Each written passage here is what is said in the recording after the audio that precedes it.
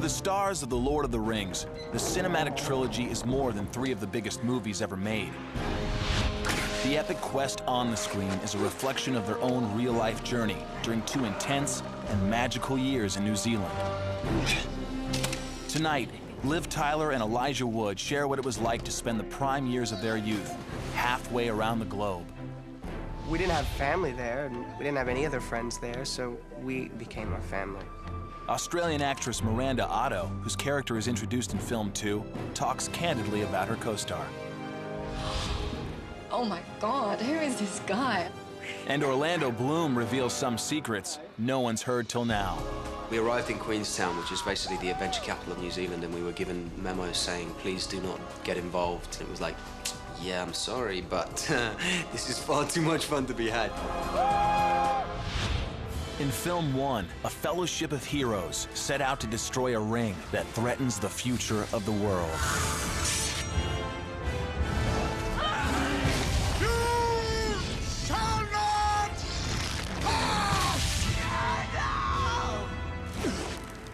The fellowship is breaking. It has already begun. I'm going to Mordor alone. Of course you are. And I'm coming with you. We will not abandon Merry and Pippin to torment and death. Let us hunt some orc.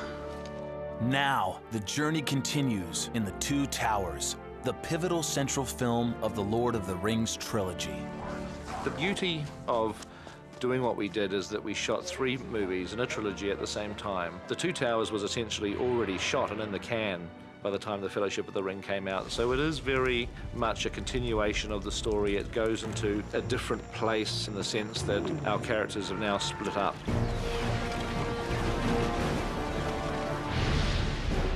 I always say that the second movie is going to be better than the first movie. And I started to realize the magnitude of what we were trying to accomplish and that we could accomplish it. And there's a story of Aragorn and Arwen, and it's this exceptional love story. What an audience has to look forward to in film 2 is that it goes to a whole nother level. It's the biggest battle you'll ever see on screen. She's been brought up like a man. She's been brought up to fight. She's been brought up to ride. It's always great when women get to kick butt, you know? For the cast, the epic story on the screen was a parallel to their own life-changing journey. I don't think there was a single day when anybody involved with the process doubted for a second that we were a part of something special. It's wild to think about the person that I was before. I'm 25 now. When I came here, I was 22. I enjoyed it. I will always remember it. You have to be willing to give it everything, and there's no guarantee that you won't be hurt. Tonight, the stars of The Lord of the Rings tell their personal stories.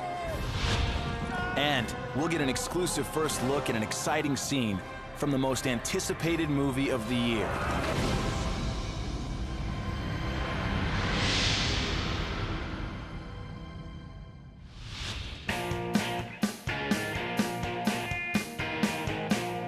When the first film of the Lord of the Rings trilogy opened in December 2001, it quickly became a worldwide pop culture phenomenon and the 5th highest grossing film of all time.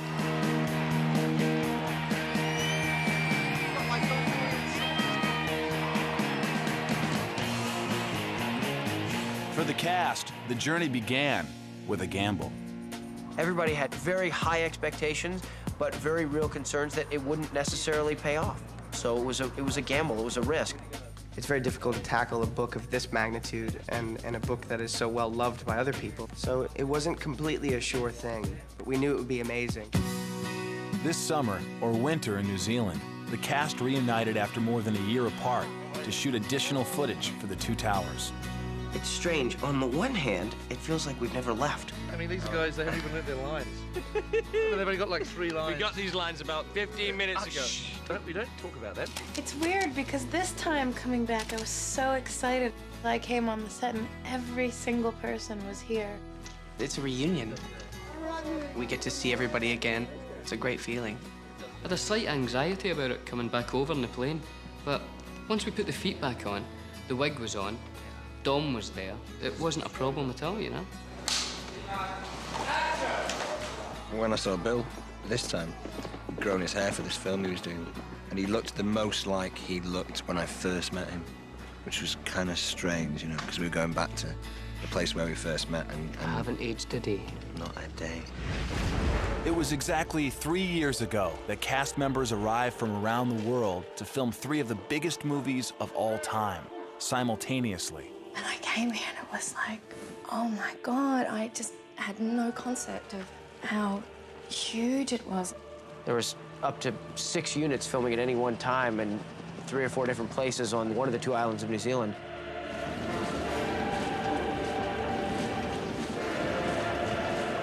From a visual perspective, film 2 becomes greatly more epic. Peter hasn't tried to make a carbon copy of film 1. He's built a greater and more comprehensive world.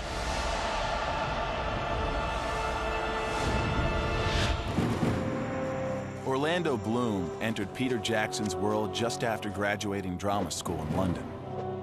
I was in my apartment and I got a call from my agent just saying, oh, you've been offered Legolas in Lord of the Rings. I sort of phoned her about 6 times, like afterwards, just going, did you just call me and tell me I got a role in Lord of the Rings? And then, I mean, that's like the most memorable phone call I've ever had.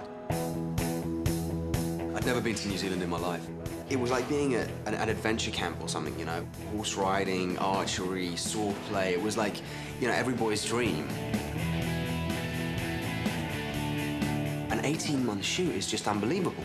There were times when you felt like exhausted, you know, physically and then mentally exhausted. But, you know, we would just, everyone would sort of help pull each other through. It felt like we were riding some wild horse and everyone was just trying to grab a rein the whole time, trying to keep it going.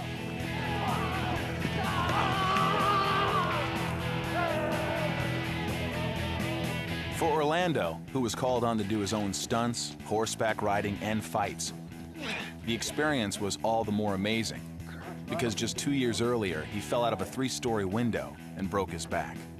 I had this very narrow escape, and basically they operated on me. Their first diagnosis was that I may not walk again. I walked out of hospital on crutches within 13 days. I mean, I was just a very lucky young man. It was crazy, you know, to think that here I was just a year out of a life-changing accident, really, and playing this huge physical role.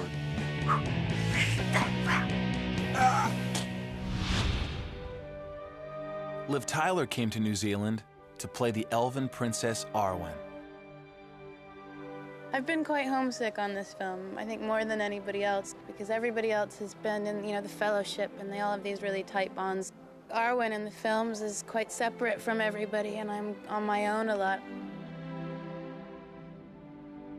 Liv's, you know, total sweetheart, and we just got on really well. She brought the feminine, elven energy. She was our princess, if you know what I mean. It is like being a fairy princess in a funny kind of way for me to be able to get dressed up in these amazing, feminine, really, really feminine costumes. Liv's transformation into Arwen was a daily 3-hour ritual. First she puts glue, then the ear, and the ears are gelatin, so they melt. We can only use them once, right? Mm-hmm. It's very weird that it's winter here right now and it's summer at home. That was the weirdest. I completely forgot about that. And the day that I was packing, I just went, ah! This is my dad's coat, which I brought with me, and I'm really happy I did because it's keeping me very warm. Up to at least 9 in the morning. This is the Dumbo shot. Not Arwen, but Dumbo.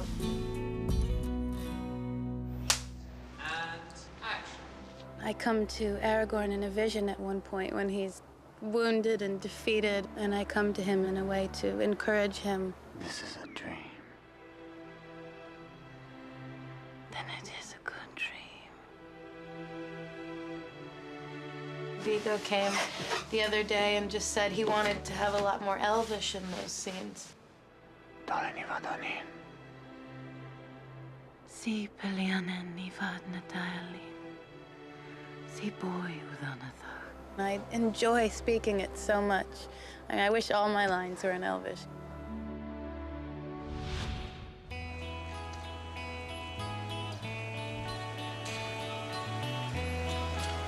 No one had an earlier start each day than Elijah Wood and Sean Astin. A big part of their Lord of the Rings experience took place before the sun even rose. The dark, yeah. Most of my call times were in the 5 o'clock hour. You get to set, it's dark, you don't really know where you are. Oh, coffee would be fantastic. You'd get out and you'd see it for what it really was once the sun came up. I saw a lot of sunrises, and then I got home and I haven't seen a sunrise since. In the Two Towers, Frodo and Sam are now on their own, separated from the rest of the Fellowship. It was as significant a transition for Elijah and Sean as it was for their characters. It was an amazing kind of parallel experience. The story and the separations that happened and how that was reflected in the actual shooting schedule. Elijah and I really bonded. We really became more than friends, almost brothers, really. I've learned so much about Sean at every hour of the day. It's interesting, Sean's kind of inconsistent. There'll be days where he'll come in and he'll be really tired, you know? Some days he'll come in with the most brilliant energy. He'll start talking politics. He'll want to have serious discussions. Today's good. It's usually a direct correlation between how much coffee I've had to drink. Off to the next bus. Oh my God, this is an amazing morning. I was 17 when I left for New Zealand. How lucky are we to be in New Zealand to see this? And I didn't miss home. I missed home in the sense that I wanted to see my family. I missed my family. But I loved my life. I had a house, I had a car. I became familiar with the town of Wellington that we were based in.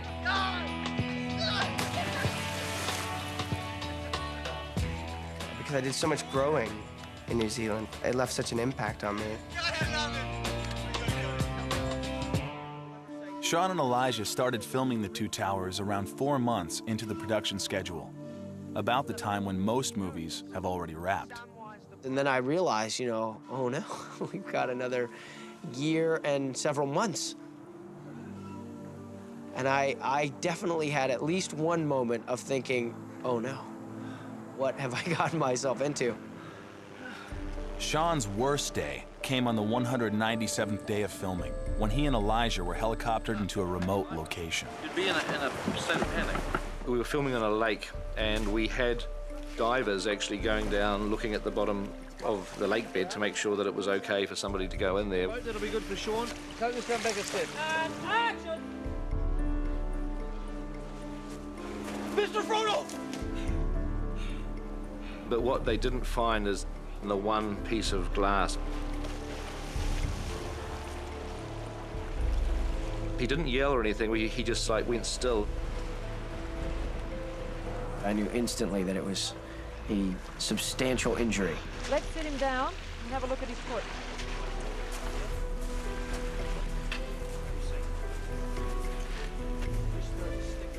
Oh, man. This sharp, jagged piece of glass, it literally pierced his foot, and underneath, right on the sole of his foot, and came out the top. Let's clean it out. I'll never forget hearing the medic say, well, yeah, it's bleeding quite freely now. Will that come off? So we had a helicopter come rushing in to grab him and fly him back.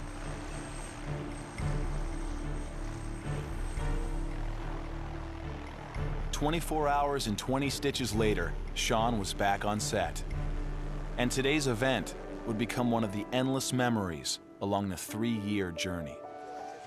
It's incalculable how much of an impact the making of these films has had on my life. It's an experience of a lifetime. I'll never have another experience like this. In film 2 of the Lord of the Rings trilogy, the Two Towers are the fortresses of the wizard Saruman and the Dark Lord Sauron, an evil alliance, united in their effort to capture the ring and annihilate all of Middle-earth. Against such overwhelming odds, the opposition finds hope when their leader returns in an even more powerful incarnation. It cannot be. The members of the Fellowship have splintered into 3 groups. Frodo and Sam continue toward Mount Doom, unaware that they are being followed. Merry and Pippin have been kidnapped by Saruman's Uruk-hai soldiers. And Aragorn, Legolas, and Gimli, in pursuit of the Uruk-hai, venture into the kingdom of the Rohan. dragons. What business does an elf, a man, and a dwarf have in the Ritter Mark? Speak quickly. They're a race of people who are under attack by Sauron and Saruman and, you know, the evil forces of Middle-earth are coming in on them and burning their villages. Joined by the wizard Gandalf, Legolas and his companions ride to the Rohan capital of Edoras, prepared to offer their support to the besieged kingdom. Edoras and the Golden Hall of Meadowseld. There dwells Theoden, king of Rohan. At Edoras, we meet the king's niece, Eowyn. She's been brought up like a man. She's been brought up to fight. She's been brought up to ride. It's always great when women get to kick butt, you know? It's always fun.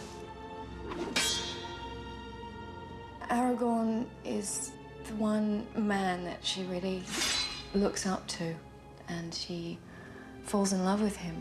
She's very different from Arwen. You could say she might even be more right as a person for him to be with. There's a great affection between them. I first saw Viggo and I was like, oh my God, who is this guy? Oh, and he's playing Aragorn. Oh, this is going to be so easy to fall in love with this man. He's a man of incredible integrity, and he also looks absolutely smashing as Aragorn. I defy all women who watch this film not to fall in love with him. For the cast, the filming at Edoras marked a high point in the entire journey. The first time we drove to the Edoras set was about an hour-and-a-half drive, as I remember. And I slept for about the first hour, and then they woke me up and said, wait, you have to see. And as you come over the hill, suddenly there it is, right in front of you.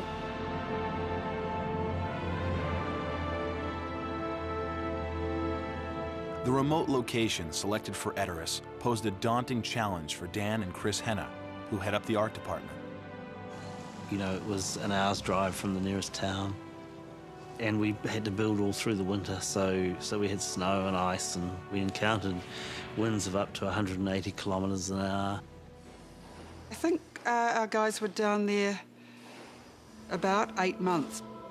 We feel pretty proud of what we've done. The steps come down here.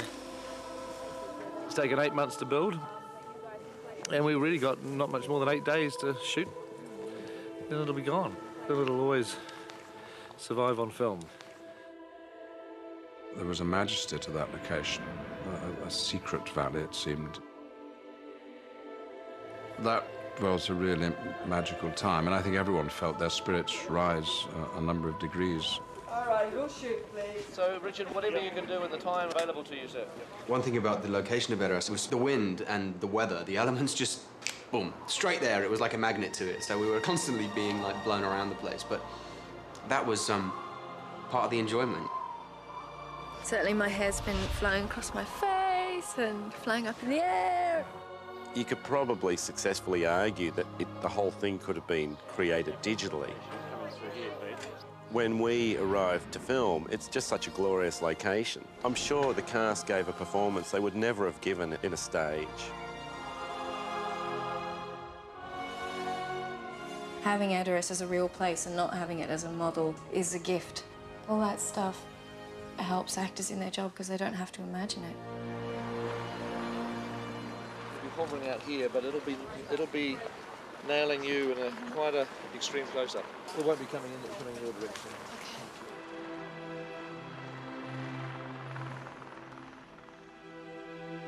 If Edoras could be considered heaven on Middle-earth, then Helm's Deep would have to be its hell.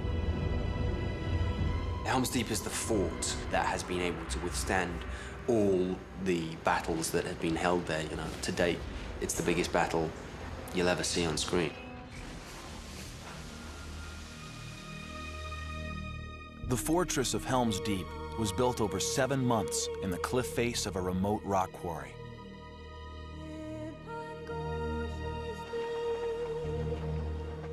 For any of the actors, stuntmen, extras, or crew who lived through the filming of the Battle of Helm's Deep, this is the story they will tell their grandchildren. That's because it was an unprecedented 4 months of night shooting, mostly in the freezing cold and rain. The process of Helm's Deep itself, shooting that for months, meant that Orlando, John Rhys Davies, myself, and the stunt team, plus hundreds of extras, were stuck together in this horrible, inhospitable, rocky, wet, dark, cold place. Guys were falling over in their suits, because they were soaking wet and it was so cold that they were getting pneumonia and stuff like that.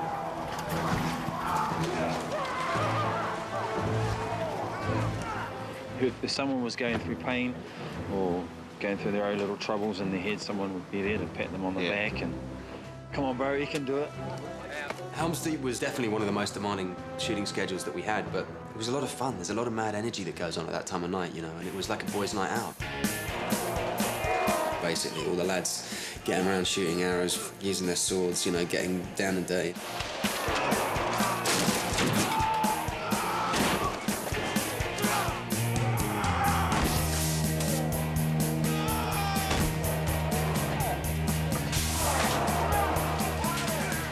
We were totally isolated from the rest of the movie-making team, from the experience that others were having in the sunshine. I swear we were just always sort of shivering and banged up. You can see it on people's faces how tired they were. Everybody had this sort of vampire life where we were passed out from exhaustion. And you go outside in the street and you're all sort of pale and scratched up and cross-eyed, and you recognize it blocks away. Oh, there's one. They're like these creatures of the night. At Helm's Deep, Aragorn, Legolas, and Gimli fight alongside a few hundred men and elves in a desperate last stand against Saruman's army of 10,000 Uruk-hai. Not very good odds. But the message is you have to at least try. For both Aragorn and Viggo, Helm's Deep became the place to lay it all on the line. I'd say that Viggo and Aragorn are very similar. Viggo is incredibly committed 100% of the time.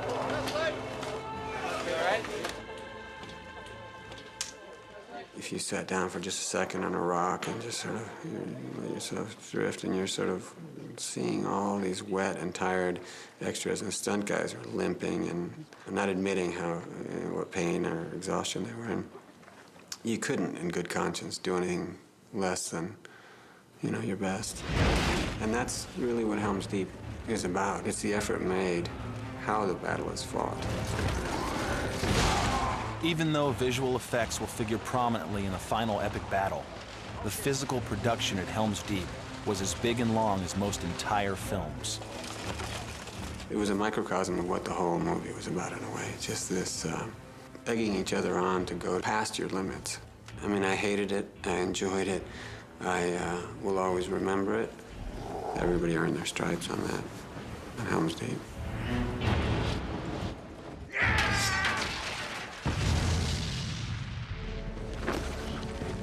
What is it? What do you smell? Man flesh. The hobbits Merry and Pippin, who provided much of the comic relief in film 1, find themselves in more desperate circumstances in the Two Towers. We're basically prisoners of war, and Merry's had a terrible gash in his head. I've never seen Merry like that before, so it's a real sort of, things have been bad up to now, but this is just like a world that we don't understand. What's making that noise? They end up on the outskirts of Fangorn Forest. Fangorn Forest. Everyone knows in Middle-earth is a kind of scary place to go. It's really dark, but it's their only way to escape. Come here! The trees have started to move as well, so it's a kind of horrible place. But within that, they're met by Treebeard. So they go from being prisoners of war to like the very bosom of nature. It kind of helps them become hobbits again. Bosom. Did I say bosom? Yeah. It's bizarre how the story mirrors our life. It could quite easily have happened that I became a lot closer with, Viggo, or Orlando, or Ian. when I broke away to do my separate story with Billy, I would always think, oh, well, it's great, but what a shame I'm not with, you know, the person that I feel I've connected to the most. But it just so happened that I did connect with Bill probably the most. That is very aggressive, Tom. For Billy and Dom, like the rest of the cast, the New Zealand capital city of Wellington became their adopted home. So this is Fidel's, one of the best cafes in Wellington. This is my second breakfast for today. Second breakfast. You see what he's done there? See what I've done there? See what he's done? What about breakfast? You've already had it. We've had one, yes. What about second breakfast? He's brought life and the movie together. Like here we have kumara and bacon together. Me and Dom, we're now together, but not like that. Second stop of the day, Real Groovy Records. I mean, we're in makeup for, you know, an hour and a half. You need something to wake you up, and for young guys, well, for anyone really, but certainly for us young guys, it seemed to be that music was, you know, the big motivator in the morning. Dom recommended this for me. It's Icelandic music. I think it's, they play the nose flute. A very difficult instrument to master. Billy and I are very competitive in terms of pool.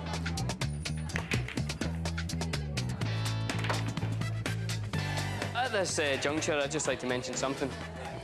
The sound man, who you would find over there, stuck this piece of tape onto my chest because apparently the hair was making a noise.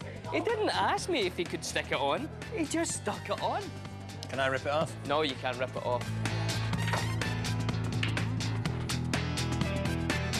He's allowing me to pull off the masking tape that was put over his shirt to stop his microphone from causing noises. Bill? Ready? Ready, mate? Mm-hmm. In 3, 2, 1. Check it out, check it out, check it out. There's a few there.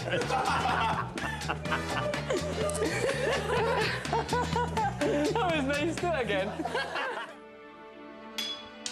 It's wild to think about the person that I was before, and, you know, friends that I have back in Manchester have said, you know, God, you've really changed, and I completely embraced that, you know. I said, yeah, of course I have. I've been to the other side of the world for 2 years, and I had more experiences in 2 years than I've had in the whole of my life.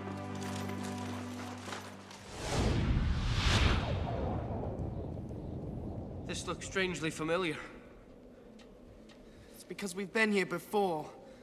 Like Merry and Pippin, Frodo and Sam are separated from their friends on a journey that's becoming ever more perilous. We're not alone. Secretly trailing them is Gollum, once a hobbit-like being himself, until he was transformed by his lengthy possession of the ring. Very early on, we discarded any thought of using an actor, simply because Gollum's appearance, as he's described in the book, is very emaciated. He's incredibly skinny and thin. He's almost more frog-like in a way than human. But we wanted Gollum to be a stronger actor as Elijah Wood. So even though Gollum would be a computer-generated character, Jackson cast an actor, Andy Serkis, to create the performance. Here it says, mustn't stop here, come on. And Andy does the voice of Gollum, but more importantly than that, all of the scenes he was on set with Elijah Wood and Sean Astin.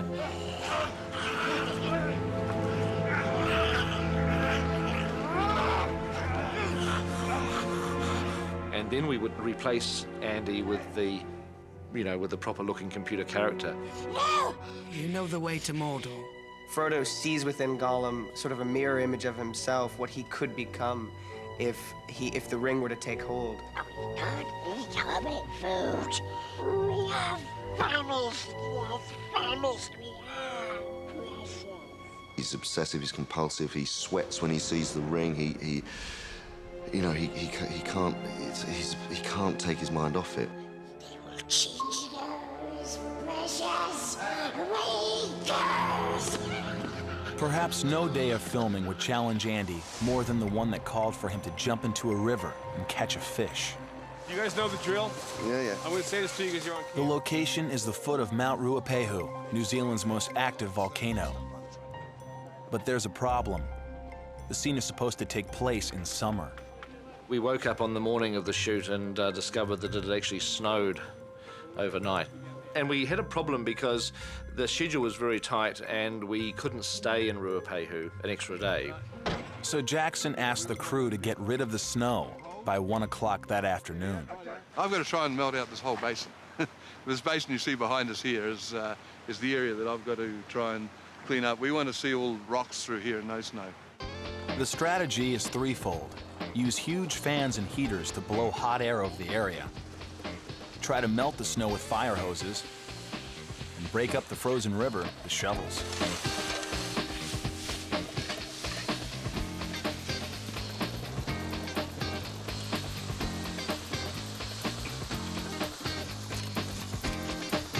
Progress has been slow, but I think we are making progress.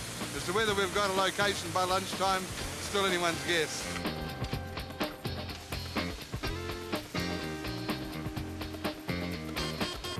At 1 o'clock, the crew gets the call. The director is on his way up the mountain.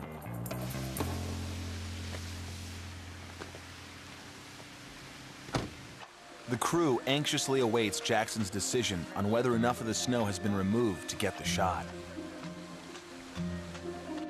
Well, the snow's not too bad through here. I think we've got a plan, Caro.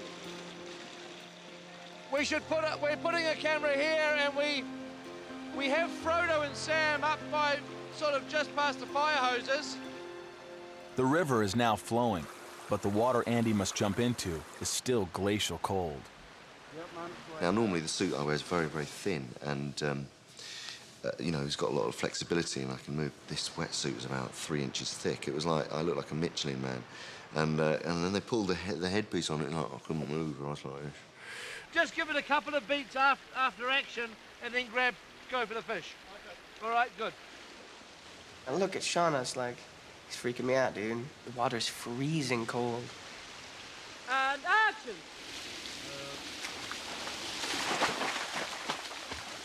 The moment I dived in the water when Peter said action, I felt like I'd been punched in the chest. It was that cold.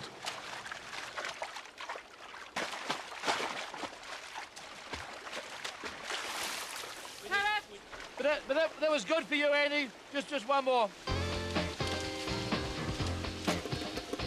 I think we did it like 4 times. That was mental. Andy was crazy. And all I was thinking was, I'm still alive. I'm still alive. Come on, keep going, keep going. In the movie, Gollum's dive into the river will be Andy's performance.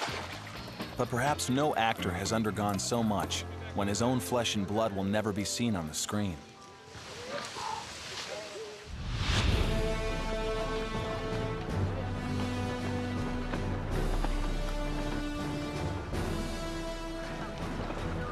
For some members of the Fellowship and the actors who play them, the journey through Middle-earth was largely on horseback. Horse riding was a huge part of my training process to get very accomplished and feel very comfortable on a horse. Action! We had some huge stunts to do. I was riding over these plains, letting go of the reins because Gimli's fallen off. I'm firing at a beast that's about to attack. Viggo was fortunately a very good rider when he arrived in New Zealand to work on the film.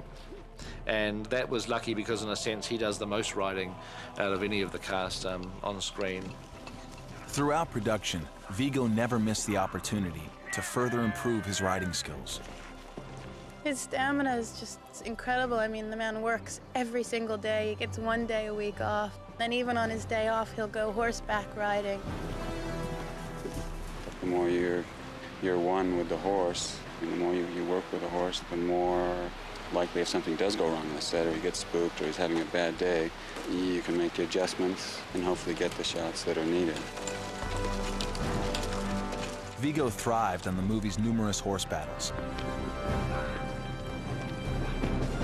But a scene where an unconscious Aragorn is swept down a river proved to be as dangerous for the actor as it was for the character.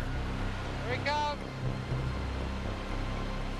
It was probably my most scary moment in the whole shoot.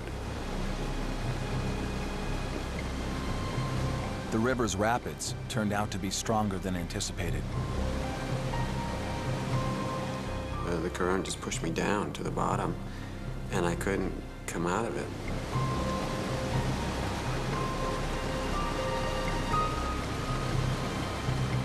But I opened my eyes and I was way down. I was, I don't know, 15 feet down. I was running out of oxygen. Finally, I guess I kicked against a rock or something, and it just pushed me just enough away, and I just sort of popped up.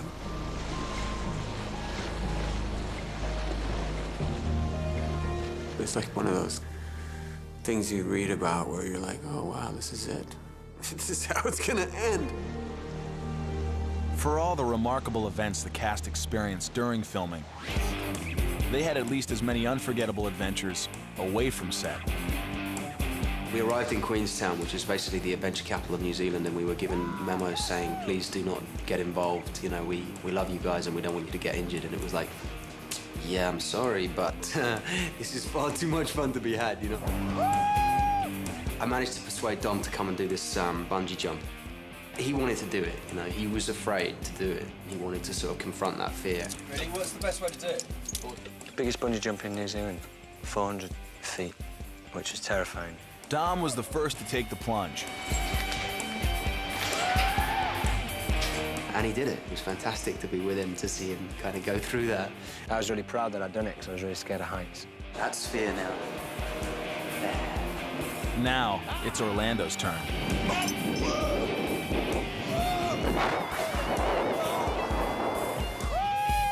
I did it once and I was like, can I do it again straight away? The Hobbits spent most of their days off at the beach. None of us were surfers before we got to New Zealand, and that took up a lot of our time. Once we started, Billy was like, you gotta give it a go, and I was like, okay. And then we surfed all the time. Near the end of production, Sean Astin decided to make a short film about camaraderie, a theme shared by The Lord of the Rings.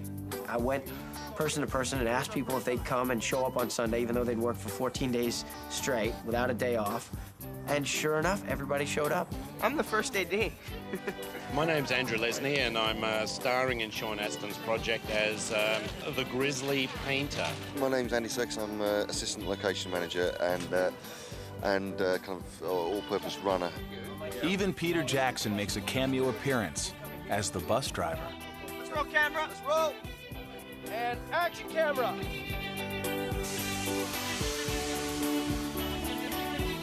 Hey, Elijah. I'm not fit for the job, that's what I've learned. And action. Peter Jackson has just asked for another shot. I believe he's taking his bus driving and very serious. Quiet, please. Action, Peter.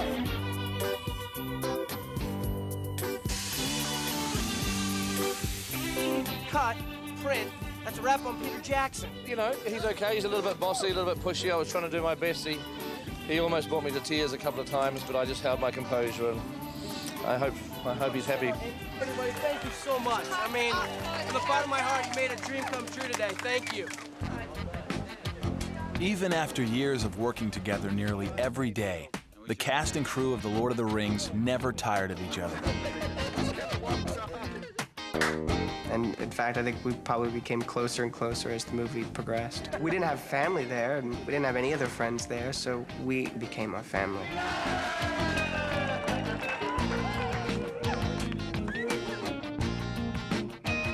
I wish it would go on for another 3 years. I wish it would go on forever. It's going to be a big hole when it's finished because it has been an intense and amazing experience, and it is like a family. It is like a fellowship amongst everybody. I feel very proud to leave this behind me and to have been a part of it. The experience of working on Lord of the Rings, it has profoundly changed my life. The more you struggle in life, the more you grow, and we certainly struggled on that film, and we grew. It's going to be very difficult when that day finally comes that we'll have to say goodbye, because obviously it will. Once the third movie's in the can, that'll be it. And I think it's so far away in our minds right now that we aren't really thinking of that and not necessarily accepting that fact. But eventually we'll have to, and that'll be a very tragic day indeed. A new power is rising. Tonight, we end our journey through Middle-earth with the world premiere of a clip from The Lord of the Rings, The Two Towers. With the people of Rohan under savage attack by Saruman's forces, King Theoden has decided to evacuate the capital city of Edoras and seek refuge at the ancient fortress of Helm's Deep. Aragorn, Legolas, and Gimli accompany the Rohans, constantly on watch for the enemy.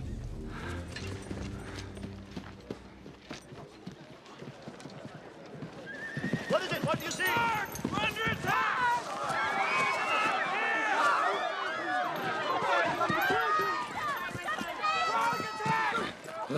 All riders to the head of the column! Hey, come on, get me up there. I'm a miner.